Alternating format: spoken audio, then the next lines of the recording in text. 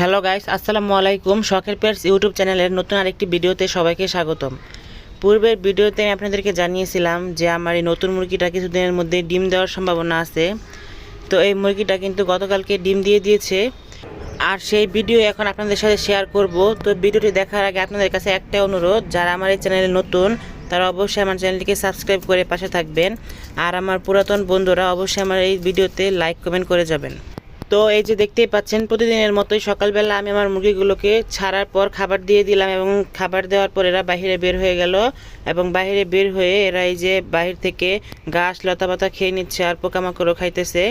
এবং এখানে কিছুক্ষণ খাওয়ার পর আমি দেখতে পেলাম আমার দুইটা মুরগি এই ঘরের পাশ দিয়ে ঘোরাঘুরি করতেছে, এবং এরা ডিম পাড়ার জন্য বারবার এখানে জায়গা খুঁজতেছে। আর এখানে দেখে আমি বুঝতে পেরেছি যে মুরগিগুলা যে কোনো একটা ডিম পারবে। তো এগুলোর মধ্যে এই যে নতুন মুরগিটাই বেশি ঘোরাঘুরি করতেছিল আর বিভিন্ন জায়গা খুঁজতেছিল, আর তাই আমি প্রতিবারের মতোই একটা সুন্দর করে এদের জন্য ডিম পাড়ার বাসা বানিয়ে নিলাম। দেখতেই পাচ্ছেন এই যে কাপড় দিয়ে একটা বাসা বানিয়ে নিয়েছি, আর এখানে প্লাস্টিকের দুইটা ডিম দিয়েছি। এগুলো দিয়ে প্রতিবারের আমি ডিম পাড়াই এদেরকে। আর এই যে কিছুক্ষণ পর দেখতে পাচ্ছেন মুরগিগুলো আবারও এই ঘরের এদিকে চলে এসেছে। আর এই যে এরপরে দেখতে পেলাম যে আমার এই ফুলটুসি, যেটা নতুন মুরগিটা, এটাই ঘরের ভিতরে একদম চলে গিয়েছিল, ওই ভিডিওটা নেওয়া হয়নি।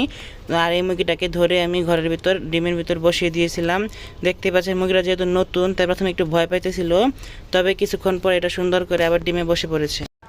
আর এই যে এইদিকে দেখতে পাচ্ছেন আমার মিনিও কিছুক্ষণ পর এই ঘরের ভিতর গিয়ে এই মুরগিটার পাশে গিয়ে দাঁড়িয়েছিল আর দেখতেছিল। তো এই মুরগিগুলোকে আটকে রেখে আর এটাকে ডিমে বসিয়ে আমি ঘরে চলে গিয়েছিলাম, এবং প্রায় 1 ঘন্টার মতো এই মুরগিটা বসেছিল, যেহেতু নতুন প্রথম ডিম পাড়তেছে এখানে আসার পর। এবং 1 ঘন্টা পর আবার এখানে ফিরে আসলাম, এবং আসার সাথে সাথে একটা মজা ঘটনা ঘটছে। যখন আমি আসলাম তখনই দেখলাম মুরগিটার ডিম পাড়া সময় হয়ে গেছে। এই যে দেখতেই পাচ্ছেন মুরগিটা কিন্তু ডিম পাড়ার জন্য দাঁড়িয়ে গেছে, এবং বেশ কিছুক্ষণের মধ্যেই মুরগিটা ডিমও দিয়ে দিয়েছে। আর এই যে ডিমটা পাড়ার পর মুরগিটা অনেকক্ষণ এখানে দাঁড়িয়েছিল, দাঁড়িয়ে দাঁড়িয়ে রেস্ট নিতেছিল, যেহেতু প্রথম ডিম পেরেছে তাই তার অনেক কষ্ট হয়েছে। আর এই দেখতে পাচ্ছেন এই যে ডিমটা কিন্তু অনেক ছোট, যেহেতু প্রথম ডিম পেরেছে তাই হয়তো ছোট, দেখা যাক পরের ডিমগুলো কেমন হয়।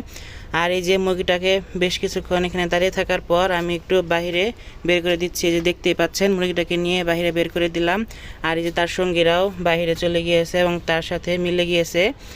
আর এই যে দেখতেই পাচ্ছেন এইদিকে আমার মিনি, এটার লক্ষণ দেখে বোঝা যাচ্ছে এটা খুব তাড়াতাড়ি ডিম দিয়ে দিবে।